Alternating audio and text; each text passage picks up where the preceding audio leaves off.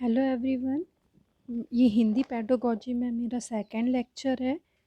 इसके पहले हमने हिंदी पेडागोजी का फर्स्ट लेक्चर देखा था, जिसमें हमने आपसे भाषा सीखना और ग्रहणशीलता और जो सीखने की प्रक्रिया के भाषा सीखने की प्रक्रिया के जो गुण थे उनको देखा था, तथा चॉम्स्की और पियाजे की अनुसार भाषा शिक्षण के सिद्धांतों को हमने देखा था। अब नेक्स्ट लेक्चर में हम हिंदी शिक्षण शास्त्र के सेकेंड लेक्चर में हम इन टॉपिक्स पे डिस्कस करेंगे, जैसा कि दिखाया गया है। भाषा शिक्षण के उद्देश्य क्या होते हैं, भाषा शिक्षण के क्या सिद्धांत होंगे, क्या नियम हैं, भाषा के क्या कार्य और क्या महत्व है दैनिक जीवन में हमारे हर भाषा विकास को प्रभावित करने वाले कारक। भाषा का जब हम विकास कर रहे हैं तो क्या क्या कारक प्रभावित करते हैं, भाषा विकास में सुनने की क्या भूमिका होती है, कि भाषा का विकास हो रहा है तो उसमें श्रवण कौशल से क्या क्या लाभ हैं, और बोलने की भूमिका बोलने से क्या हमारी भाषा में क्या कैसा विकास होता है, इसके बारे में आज हम आपसे डिस्कस करेंगे। तो फर्स्ट टॉपिक है जैसा भाषा शिक्षण के उद्देश्य। तो इसके बारे में हम सबसे पहले देख लेते हैं भाषा शिक्षण के उद्देश्य। भाषा शिक्षण के सिद्धांत और पुनः शिक्षण, इसमें फर्स्ट टॉपिक जैसे भाषा शिक्षण के उद्देश्य, इसको हम देख लेते हैं कि भाषा शिक्षण की क्या होती है। भाषा क्या होती है, भाषा से हम विचारों को अभिव्यक्त करते हैं। भाषा से हम क्या करेंगे, अपने विचारों को भाषा से हम विचारों को अभिव्यक्त करते हैं। ये एक संप्रेषण का माध्यम होता है विचारों का आदान प्रदान करने के लिए। यह ज्ञानार्जन का साधन होता है तथा सभ्यता संस्कृति के विकास में यह सहायक होता है। संप्रेषण का माध्यम, सबसे पहले देखिए संप्रेषण का माध्यम किस तरीके से होता है। मनुष्य क्या है, एक सामाजिक प्राणी है। मनुष्य एक सामाजिक प्राणी है और मनुष्य किसी न किसी रूप से अपने समाज पर या दूसरों पर आश्रित होता है, और आपस में संवाद के लिए परस्पर आपस में संवाद करने के लिए वह दूसरों से संबंध स्थापित करने की आवश्यकता पड़ती है, और इसी संवाद को स्थापित करने का माध्यम भाषा है। इसी से संप्रेषण का माध्यम कहते हैं। दूसरा है ज्ञानार्जन का साधन। ज्ञानार्जन का साधन किस तरीके से कि मनुष्य सांसारिक और आध्यात्मिक किसी प्रकार से ज्ञानार्जन मतलब बिना भाषा के वह मनुष्य सांसारिक और आध्यात्मिक किसी भी प्रकार के ज्ञान का अर्जन नहीं किया। यदि उसे भाषा नहीं आती तो वह किसी भी ज्ञान को अर्जित नहीं कर सकता है। फिर तीसरा है सभ्यता एवं संस्कृति के विकास में सहायक होती है। सभ्यता एवं संस्कृति, भाषा के माध्यम से क्या है कि भिन्न भिन्न प्रांतों की परंपराओं और रीति रिवाजों से हम परिचित, भिन्न भिन्न प्रांतों की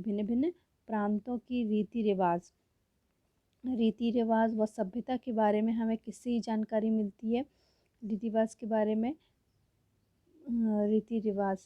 बारे में सब भाषा से ही हमें जानकारी मिलती है। तो यह हमने देखा कि भाषा होती क्या है और क्या क्या भाषा का महत्व क्या है संप्रेषण में, ज्ञानार्जन में, सभ्यता। अब इसके उद्देश्य क्या, मेन उद्देश्य होते हैं। भाषा शिक्षण के मेन उद्देश्य होते हैं भाषा को पढ़ना, लिखना, सिखाना, प्रयोग करना, समाज की व्यवस्था के अनुरूप ढालना।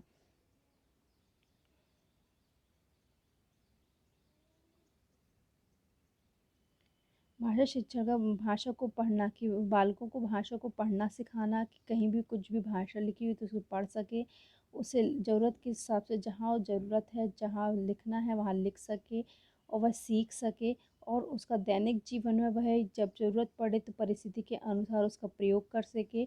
समाज की व्यवस्था के अनुरूप ढालना, समाज में किस तरीके की भाषा का प्रयोग हो रहा है, समाज में जब भाषा की ज़रूरत पड़ेगी या संवाद के लिए, संप्रेषण के लिए, ज्ञानार्जन के लिए, सभ्यता संस्कृति के लिए, तो वह समाज में उस भाषा को यूज़ कर सके। तो इस तरीके से समाज की व्यवस्था के अनुरूप ढालना। वक्ता के कथन को समझने की योग्यता, भाषा शिक्षण इस तरीके से होना चाहिए कि बालकों में किसी के कथन को समझने की योग्यता का विकास हो सके। समझ के साथ पठन की योग्यता का विकास। समझ के साथ पठन की योग्यता, व्याकरण वक्ता को बहुत सारी समझ के साथ पठन की योग्यता का विकास। वक्ता को विभिन्न व्याकरण सम्मत अर्थगत लिपि संकेतों, समझ के साथ पठन की योग्यता का विकास, वक्ता को विभिन्न व्याकरण सम्मत अर्थगत और किस तरीके की व्याकरण सम्मत, व्याकरण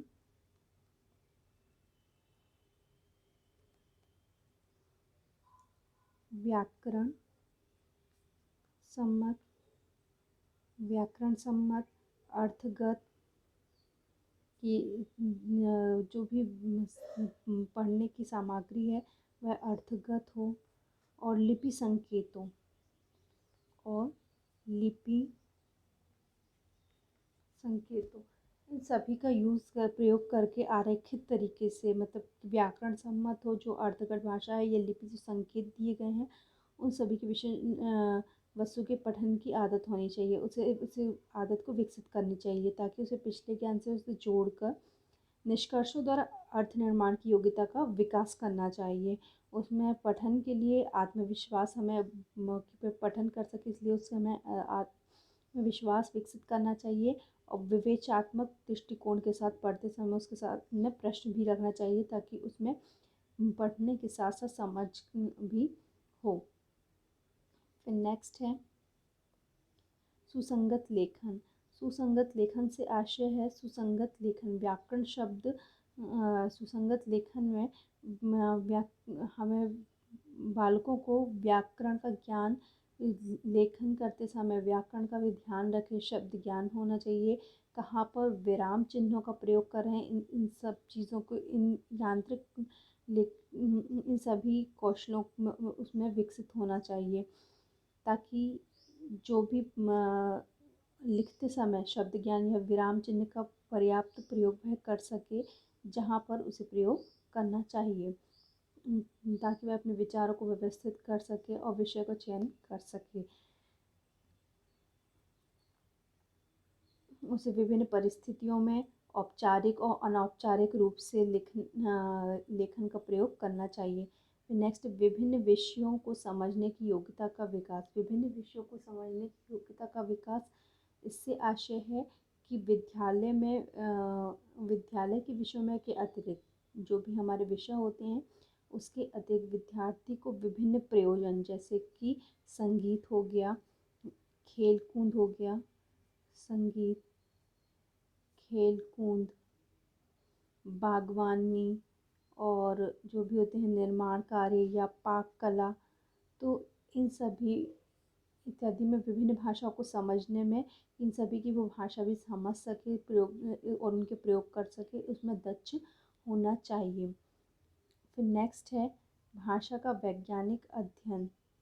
भाषा का वैज्ञानिक अध्ययन, भाषा की कक्षा में शिक्षण तकनीकियाँ विभिन्न शिक्षण तकनीकियाँ अपनाई जाती हैं, और बच्चों को दिए जाने वाले कार्य इस प्रकार के होने चाहिए कि बच्चा वैज्ञानिक प्रक्रिया के तमाम अवयवों, जैसे कि आंकड़ों का संकलन, उनका अवलोकन, समानता विभिन्नताओं के आधार पर वर्गीकरण, इन सभी इत्यादि में निपुण हो सके। इस प्रकार बच्चे में क्या होगा, संज्ञानात्मक योग्यताओं को विकसित करने में भाषा विज्ञान के ये उपकरण महत्वपूर्ण योगदान दे सकते हैं। नेक्स्ट है सृजनात्मकता का विकास। सृजनात्मकता का विकास, भाषा की कक्षा में एक विद्यार्थी को कल्पना और सृजनात्मकता कल्पना दोनों का विकास करने के लिए पर्याप्त स्थान मिलना चाहिए, ताकि वह आत्मविश्वास के साथ शिक्षक और विद्यार्थी के साथ संबंध स्थापित कर सके, जिससे पाठ्य सामग्री का आदान प्रदान गतिविधियों में बिना अवरोध के दोनों ही सृजनात्मकता का प्रयोग करते हैं। फिर नेक्स्ट है, ये हमने देखा भाषा शिक्षण के क्या क्या उद्देश्य हैं। फिर नेक्स्ट है भाषा शिक्षण के क्या क्या सिद्धांत हैं, भाषा के शिक्षण के लिए कौन से सिद्धांतों का हम प्रयोग करते हैं। तो फर्स्ट है अनुबंधन का सिद्धांत। अनुबंधन का सिद्धांत अर्थात व्यक्ति और वस्तु के बीच यह साहचर्य स्थापित करके किया जाता है। किस तरीके से, हम देख लेते हैं।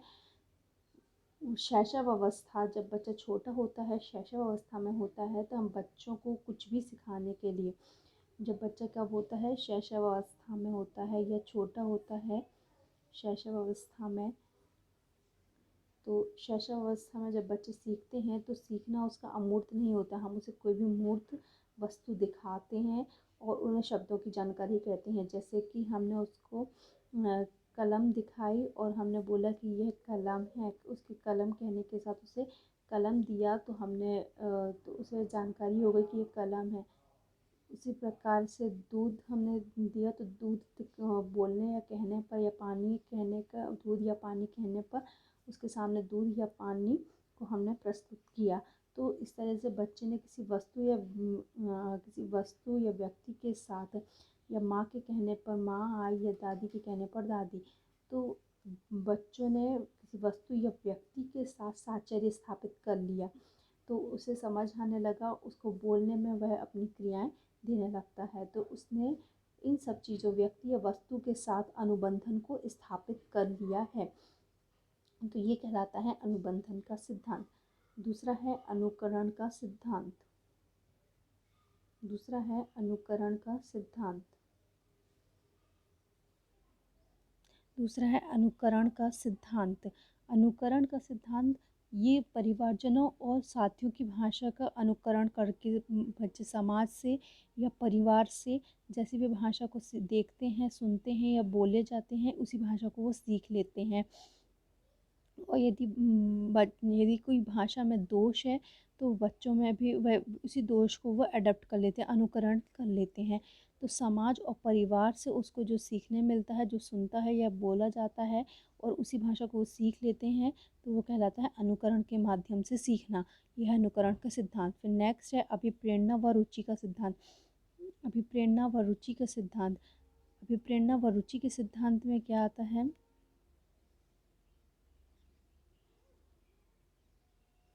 अभिप्रेरणा व रुचि का सिद्धांत। इसमें निरंतर अभिप्रेरणा और उत्साह को दिया जाता है। हिंदी पाठ्य सामग्री और उसकी शिक्षण प्रणालियों का चयन बच्चों की रुचि और आवश्यकताओं के अनुरूप किया जाना चाहिए।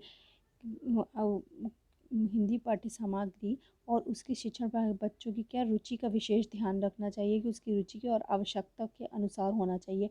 और जब बच्चों में रुचि होगी तो वह भाषा को निरंतर उत्साह के साथ सीखेगा।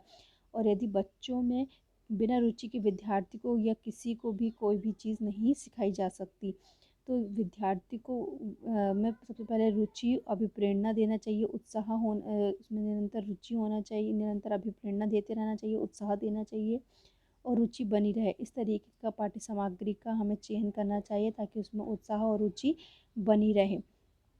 फिर नेक्स्ट है क्रियाशीलता का सिद्धांत। क्रियाशीलता का सिद्धांत बच्चों को, बालकों को पढ़ाते समय शिक्षा शास्त्रियों ने बोला कि बच्चों को भाषा शिक्षण में क्रियाशील बनाए रखने के लिए छात्रों से हमें प्रश्न पूछते रहना चाहिए, उन्हें अभ्यास कराते रहना चाहिए, उन्हें कार्यक्रम में भागीदारी के लिए उन्हें प्रेरित करना चाहिए, पाठों का निरंतर हमें अभ्यास करवाते रहना चाहिए और मौखिक और लिखित कार्य हमें देना चाहिए। तो इस तरीके से बच्चों में क्रियाशीलता बनी रहती है और क्रियाशीलता के बने रहने से भाषा का विकास है जो तो यह भाषा शिक्षण बहुत अच्छे तरीके से हो सकता है। फिर नेक्स्ट है अभ्यास का सिद्धांत। अभ्यास का सिद्धांत कहता है कि भाषा एक कौशल है, लेकिन जो भाषा क्या है, एक कौशल है, लेकिन उसका विकास केवल अभ्यास पर निर्भर करता है। जितना ज़्यादा हम अभ्यास कराएंगे उतना ही ज़्यादा उसमें भाषा का विकास होगा। जैसे कि हम हिंदी लैंग्वेज यूज़ करते हैं, जितना ज़्यादा हम हिंदी लैंग्वेज यूज़ करेंगे हमारी हिंदी उतनी ही अच्छी होगी, जितना हम इंग्लिश यूज़ करेंगे उससे ज़्यादा हमारी इंग्लिश यूज़ होगी। तो भाषा के कलात्मक और भाषात्मक दोनों पक्षों के लिए अभ्यास का बहुत अधिक महत्व है। इस अभ्यास से तो हमें अनुलेख, श्रुतलेख, कविता पाठ कुछ भी कोई ना कोई कार्य अवश्य देना चाहिए। आवृत्ति का सिद्धांत। आवृत्ति का सिद्धांत इसमें आवृत्ति की सीखी हुई बात है, जो भी सीखी हुई बात है उसे हम जितनी बार दोहराएंगे, सीखी हुई बात को जितनी बार दोहराया जाएगा तो उतनी ही, जितनी बार आवृत्ति होगी पुनरावृत्ति के दौरान, वह उतना ही अच्छा भाषा शिक्षण होगा, या भाषा शिक्षण में उतना ही ज़्यादा बच्चा सीखेगा। फिर नेक्स्ट है साहचर्य का सिद्धांत। साहचर्य का सिद्धांत अर्थात वह दूसरों को सुनकर बोलना तो सीख ही ते हैं, और अधिक उसमें मम्मी के कहने पर, मम्मी माँ के कहने पर जब बच्चों पहचानना तभी सीखे जब माँ के उच्चारण पर स्वयं माँ वहाँ प्रस्तुत हो जाएगी, या उस या पापा प्रस्तुत हो, जब पापा कहने पर पापा प्रस्तुत हो जाएंगे, या किसी चीज़ को देने पर हम उस बोलने पर वह चीज़ उसके सामने प्रस्तुत करेंगे, तो वह साहचर्य स्थापित कर लेता है। फिर अनुप्रात और क्रम का सिद्धांत। भाषा में भाषा का शिक्षण तभी मूल उद्देश्य, भाषा शिक्षण का मूल उद्देश्य क्या होता है? छात्रों को भाषा कौशलों में निपुण करना। भाषा कौशलों में अर्थात श्रवण, वाचन, पठन और लेखन। भाषा शिक्षण का मुख्य उद्देश्य होता है कि वह श्रवण, वाचन, पठन, लेखन, इन चारों कौशलों में छात्रों को निपुण करना। और इन सभी को निपुण करने के लिए, यदि भाषा के कौशल में निपुण करना है तो इन सभी कौशलों में एक निश्चित अनुपात और क्रम होना चाहिए, तभी जो भाषा शिक्षण होगा वह सफल माना जाएगा। फिर नेक्स्ट देखते हैं हम।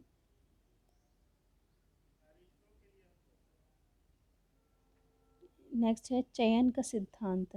ये चयन का सिद्धांत एक प्रभावकारी पद्धति है। चयन का सिद्धांत हमें जो प्रभावकारी, जो शिक्षक के द्वारा शिक्षण पद्धति प्रयोग की जा रही है वह प्रभावकारी होना चाहिए, जिससे पाठ को प्रस्तुत करने के लिए वह सरल और सहज होना चाहिए, ताकि जो जितनी ज़्यादा अधिक प्रभावकारी पद्धति का हम प्रयोग करेंगे बच्चा उतना ही ज़्यादा सीखेगा, उतने ही ज़्यादा छात्र लाभान्वित हो सकेंगे। फिर केंद्रिता का सिद्धांत। हमें बाल केंद्रिता का सिद्धांत, इससे आशय है कि बच्चों का शिक्षण का केंद्र क्या है? बालक होना चाहिए, उसके स्वभाव, उसकी क्षमता, उसकी रुचि और वह कितना वह सीख सकता है, उसके स्तर को ध्यान में रखते हुए हमें पाठ्यक्रम का या पाठ्य वस्तु का हमें चयन करना चाहिए और उसे उसी तरीके से शिक्षण देना चाहिए। मातृभाषा शिक्षण का सिद्धांत। मातृभाषा शिक्षण के सिद्धांत में क्या, वस्तुओं को यदि बच्चों की मातृभाषा में शिक्षण दिया जाता है तो संबंध स्थापित करने के लिए वह सहज होता है उसके लिए, और विचारों को वो स्थायी रूप से निर्मित कर पाता है। इसे मातृभाषा शिक्षण दिया जाना चाहिए। फिर है पुनर्बलन का सिद्धांत। पुनर्बलन का सिद्धांत ये दिया गया था B.F. स्किनर के अनुसार। इसमें उसने बोला था पुनर्बलन का, यदि हम बच्चों को पुनर्बलन देते हैं किसी भी चीज़ को, जब वह सीखता है, पुनर्बलन का सिद्धांत। पुनर्बलन का सिद्धांत किसके द्वारा दिया गया था? पुनर्बलन का सिद्धांत ये दिया गया था B.F. स्किनर ने इसको दिया था। उसने बोला था कि बच्चों को जब हम भाषा सिखाते हैं तो वह उसके सफल होने पर हम उसे इनाम दें या उत्साह दें या उसकी तारीफ़ करें, तो वह उसके लिए पुनर्बलन उत्साहित होता है और सफलताएं उसके मनोबल में वृद्धि करती हैं और वह अपने लक्ष्य की ओर अग्रसर होता है। इसलिए हमें बच्चों को पुनर्बलन देते रहना चाहिए, उसे उसका उत्साह बढ़ाते रहना चाहिए हमें। फिर नेक्स्ट सिद्धांत और है, देख लेते हैं। व्यक्तिक विभिन्नता का सिद्धांत। सभी कक्षा के छात्रों में अनेक विभिन्नताएं होती हैं और हमें उन्हीं विभिन्नताओं को ध्यान में रखते हुए शिक्षण करना चाहिए। कुछ शिक्षण कभी क्या होता है कि बालकों में किसी का वाचन ठीक नहीं होता है या किसी को कम दिखाई देता है या श्रवण संबंधी दिक्कत होती है, किसी में आई साइट्स की दिक्कत होती है, तो उन सब व्यक्ति विभिन्नता को हमें ध्यान में रखते हुए शिक्षण करना चाहिए। फिर नेक्स्ट है जीवन समन्वय का सिद्धांत। जीवन समन्वय का सिद्धांत हमें जो भी चीज़ हम सिखा रहे हैं, यदि हम उसे वास्तविक जीवन से हम उसे रिलेट करेंगे या संबंधित स्थापित करेंगे, तो बच्चों को उसमें सीखने में या दैनिक जीवन की विषयों और क्रियाओं को सीखने में भी अधिक रुचि लेंगे। तो इससे होता है जीवन समन्वय। निश्चित उद्देश्यों की पाठ्य सामग्री का सिद्धांत। निश्चित उद्देश्य एवं पाठ्य सामग्री का सिद्धांत, इसके अनुसार बच्चों में निश्चित उद्देश्य होना चाहिए। बच्चों को जो हमें सिखाना है उसका एक निश्चित उद्देश्य तो होना चाहिए। लेकिन हिंदी भाषा शिक्षण के एक नहीं अनेक उद्देश्य होते हैं, लेकिन हम बच्चों को प्रत्येक उद्देश्य की प्राप्ति के लिए एक निश्चित अनुपात का प्रयोग करना चाहिए। तभी वह ज्ञान कौशल और रुचि से भाषा को बहुत अच्छी तरीके से सीख सकेगा, विषय वस्तु को बहुत अच्छे से सीख सकेगा। तो ये हमारे थे भाषा शिक्षण के सिद्धांत। अब भाषा शिक्षण के कुछ नियम होते हैं, ये देख लेते हैं। भाषा शिक्षण के क्या क्या नियम हैं।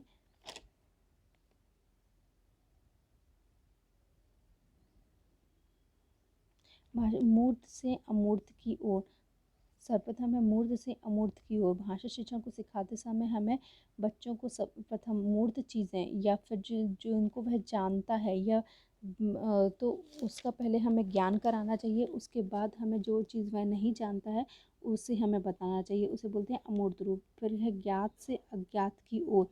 बच्चों को जो ज्ञान पहले से प्राप्त होता है उसी ज्ञान पर हमें नए ज्ञान की नींव को रखना चाहिए। जब जो चीज़ वह पता है उससे ही रिलेट करके हमें उसे नई चीज़ सिखाना चाहिए, तब वह आसानी से सीख सकता है।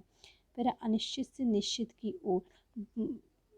क्या है, बच्चों के मस्तिष्क में जो दैनिक जीवन की अनिश्चित धारणाएं होती हैं, बच्चों के जीवन में, तो उन अनिश्चित धारणाएं निर्मित होती हैं।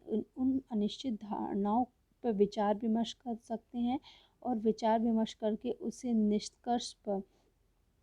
एक निश्चित निष्कर्ष पर हम उसको ला सकते हैं। तो अनिश्चित से विश्लेषण से संश्लेषण की ओर। हमें वह विषय वस्तु को अलग अलग करके उन्हें स्पष्ट करना चाहिए। किसी भी विषय वस्तु को उन्हें छोटे छोटे पार्टों में विभाजित करके उसे सिखाना चाहिए और उसके बाद उसे पूरी चीज़ के बारे में बताना चाहिए कि हमने क्या सीखा। संश्लेषित करना चाहिए। फिर आगमन से निगमन की ओर। अर्थात हमें बच्चों को पहले उदाहरण देना चाहिए, उदाहरण प्रस्तुत करना चाहिए, तो वह उदाहरण को सीख जाएगा। उसके बाद उसे नियम या सूत्र उससे निकालना चाहिए। फिर मनोवैज्ञानिक से तार्किक की ओर।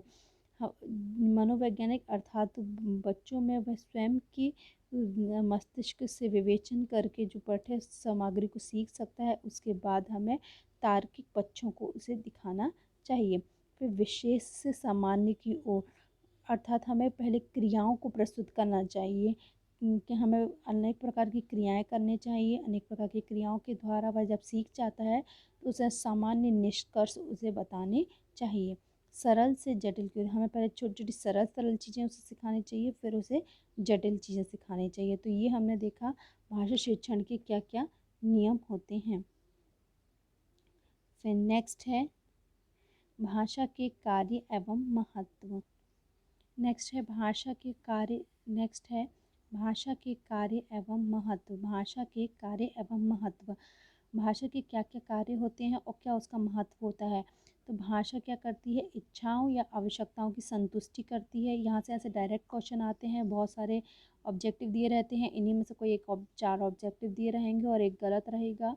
तो उनमें से डायरेक्ट भाषा के क्या कार्य नहीं हैं, तो ये देख लेते हैं। भाषा के कार्य एवं महत्व। इच्छाओं एवं आवश्यकताओं की संतुष्टि करता है। जो भी हमें मनोभाव होते हैं हम दूसरों के समक्ष भाषा के माध्यम से हमें अभिव्यक्त कर सकते हैं और दूसरा व्यक्ति सरलता से आवश्यकताओं को समझ कर उनका समाधान प्राप्त कर सकता है। फिर विचार विनिमय की सरलतम व सर्वोत्कृष्ट साधन के रूप में विचार विनिमय अर्थात बच्चा जो जन्म से परिवार में भाषा को जो सीखने लगता है, उसके बाद वो स्वाभाविक रूप से उसका अनुकरण करता है। और सीखने के लिए उसे एक अध्यापक की आवश्यकता नहीं होती है, लेकिन वह विचार विनिमय करके वह आसानी से सीख सकता है। विचार विनिमय के लिए सर्वोत्तम साधन के रूप में है। सामाजिक संबंध के लिए, समाज से आपसी तालमेल बनाए रखने के लिए, आप अपने विचारों को अभिव्यक्त करने के लिए समाज में भाषा का आवश्यकता होती है। वह ज्ञान प्राप्ति के प्रमुख साधन के रूप में भाषा की आवश्यकता होती है कि हर किसी भी प्रकार का ज्ञान हो वह एक पीढ़ी से दूसरी पीढ़ी में भी जाएगा, लेकिन हमें भाषा के माध्यम से ही हम उसे प्राप्त कर सकते हैं। सामाजिक मूल्यांकन के लिए महत्व।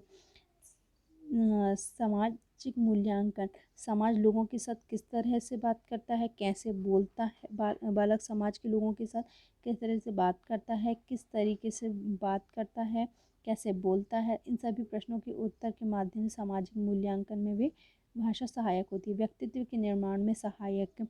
व्यक्तित्व, भाषा जितनी ही सरल होगी या प्रभावशाली होगी, उसका व्यक्तित्व भी उतना ही प्रभावशाली होगा। किसी व्यक्ति की अभिव्यक्ति जितनी ही अच्छी होगी, जितना ही प्रभावशाली होगा, उसका व्यक्तित्व भी उतना ही प्रभावशाली झलकेगा। तो आंतरिक भावों के भाषा के माध्यम से ये प्रकट करता है और अभिव्यक्ति के से उसके अंदर छिपी अनंत शक्ति अभिव्यक्त होती है। फिर शैक्षिक उपलब्धि के लिए आवश्यक है। भाषा का संबंध बौद्धिक क्षमता से है, उससे बौद्धिक क्षमता से है। वह शैक्षिक उपलब्धि के लिए भाषा की अति आवश्यक होती है। दूसरों के विचारों को प्रभावित करने के लिए, दूसरों के दूसरों के विचारों को प्रभावित करने के लिए, दूसरों के विचारों को प्रभावित करने के लिए जितनी हम भाषा हम मधुर ओजस्वी होगी हमारी, उतने ही दूसरे लोग हमसे प्रभावित होंगे।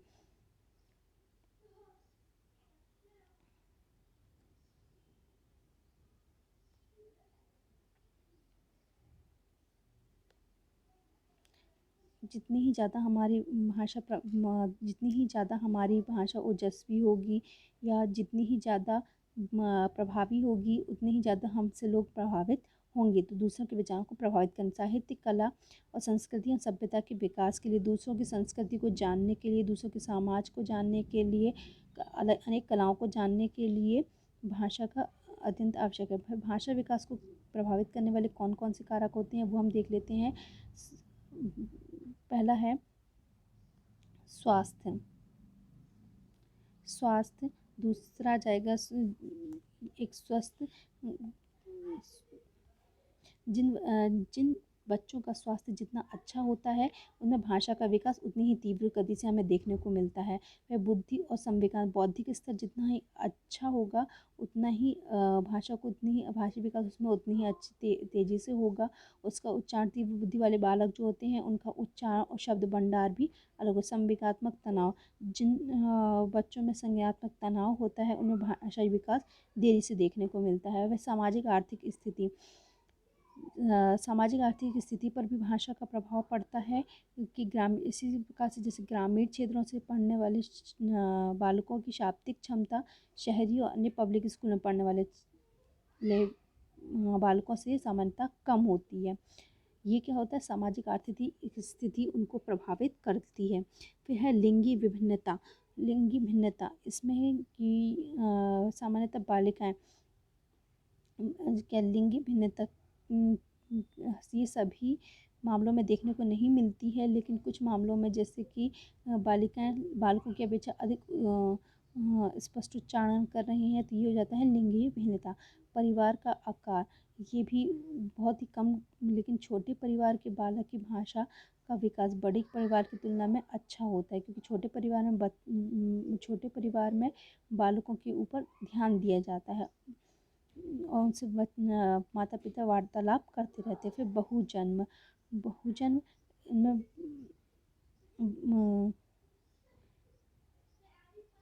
यदि एक साथ अधिक संतानें पैदा होती हैं, तो उनमें भाषा का विकास विलंब से होता है कि बच्चे भाषा एक दूसरे से अनुकरण द्वारा सीखते हैं, उनमें अपरिपक्व भाषा का भी प्रयोग करते हैं। फिर नेक्स्ट है द्विभाषावाद। द्विभाषावाद द्विभाषी परिवार जैसे कि पिता हिंदी बोलने वाला है लेकिन माँ अंग्रेजी बोलने वाली है, तो ऐसे बच्चों में भाषा का विकास प्रभावित हो विभ्रमित हो जाते हैं कि हम कौन सी भाषा सीखें। फिर व्यक्तित्व और प्रशिक्षण विधि। व्यक्तित्व जिसका फुर्तीले जो व्यक्तित्व वाले होंगे, बहुमुखी स्वभाव वाले होंगे, उनमें भाषा विकास अधिक होगा। जिन प्रशिक्षण विधि, जिनमें जितना ज़्यादा प्रशिक्षण दिया जाएगा, जितना ही ज़्यादा उनमें प्रैक्टिस कराई जाएगी, अभ्यास कराया जाएगा, उनमें भाषा विकास उतना ही अच्छा होगा। फिर नेक्स्ट देख लेते हैं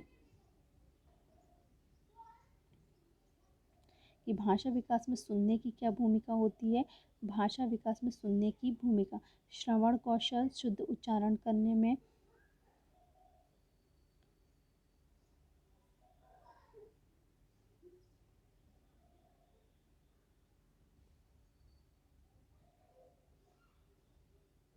भाषा विकास में सुनने की भूमिका, श्रवण कौशल, शुद्ध, यदि हम जो भी सुनने की क्षमता होगी, श्रवण कौशल जितना ही अधिक सुनने, श्रवण कौशल मतलब सुनने में निपुणता प्राप्त करना, यदि जितना अच्छे से सुनेंगे भाषा विकास उतना ही अच्छा होगा।